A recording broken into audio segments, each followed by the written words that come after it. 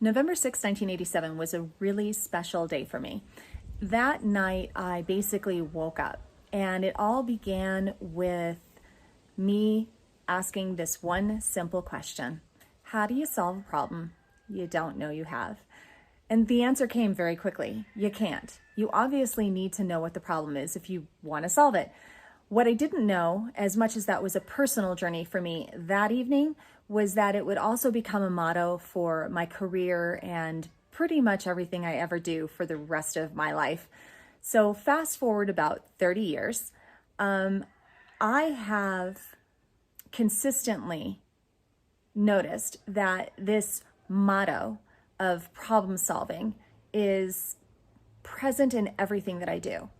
And so it obviously makes sense that would lend itself to me becoming an inventor one day, and thankfully a successful inventor with 7 products. But one of the more recent things that I started to notice about myself is that I have gotten caught up in ruts where I forget that I'm still solving problems. And I expect systems and processes and, 10 steps to love or to happiness or to joy or to inventing or licensing or whatever that is. Those steps are great and important and even necessary. And that's why I teach them. And there are a lot of great teachers out there with them. So I'm not belittling them, but it's not enough. You also need to understand what's going on inside of you that may be standing in the way of your success. Even the best executed plans can fail with all the right steps if you don't have the fortitude to stick it out. So what I would like to share with you are just some of the things that I've noticed even lately as I've struggled with getting sidetracked, we'll just say, and distracted with life, because life happens. When you're trying to build a business, life doesn't go on hold. And in fact, like just last week, I had surgery, and I'm here in beautiful Cuenca, Ecuador at my mother's home, which is spectacular, and being hosted, which is wonderful. But, it's been difficult. And I've had to kind of ask myself that question one more time. What is standing in the way of your success today, Lisa? And one of the things that I realize that is a superpower for entrepreneurs and inventors is self-awareness.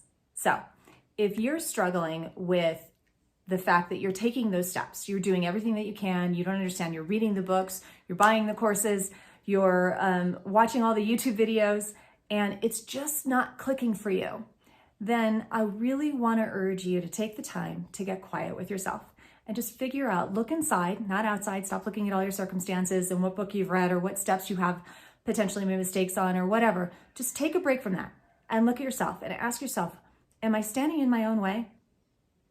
What is the problem that I need to solve that is limiting my success?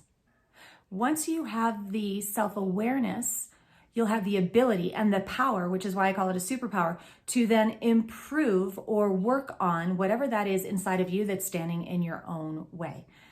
You have to get off that roller coaster of life and business and take a deep breath and just step back. And this is why I say it's so important to get quiet. I have noticed lately there's been a lot of noise in my life, and I've started to even question, am I on the right path, and getting way off track, even in my own head. But when I get quiet, and fortunately, even these health issues have forced me to sit still long enough and begin to work through these things. What I've recognized is that I feel like I have become challenged to compete up with the Joneses over and above staying true to myself and authentic with what's inside of me to share with you. Does that make sense? Listen, it's not the first time it's happened to me. It's happened throughout my career. And if it's happening to me, it must be happening for others. But please let me know if I'm not alone in the comments below. But self-awareness is the path to success. The more you understand who you are, what your skill sets are, where you can either learn to improve those skill sets or hire other people to perform the services that require those skill sets, the obviously the more successful you're going to be, because not only are you improving, you're building your team and your tribe to help you get there. So I just really wanted to kind of riff with you a little bit today. Obviously, it's a beautiful day in Ecuador, and I kind of wanted to share a little bit of being outside and not behind my stale desk as I'm navigating this authenticity and trying to really find my own voice and share with you the tips and tricks that I know will help you. But I also understand that it's a package deal, and I don't want anyone, certainly anyone who's following me or leaning on me for advice, to think that it is as simple as following steps. You have to know yourself, you have to understand yourself, you have to be constantly improving yourself, and where maybe it's just your passion. Maybe you just don't want to learn something. Like, I hate learning patents. I don't want to write patents. I'm not interested in it. I have done it. I did it as an exercise to learn it. I figured out that I hate it. So I hire people to do that for me. Whatever those things are, that's fine. Knowing yourself will help you build your team. And that ultimately is the whole package of becoming successful. So I hope this has been helpful. If you liked it, please hit that like button. Let me know. I'll continue to bring you more information like this. Also share with me in the comments below if you have any other questions or things that you'd like me to maybe dig into or unpack for you in future videos. I appreciate you. Have an awesome, awesome day. Thank you.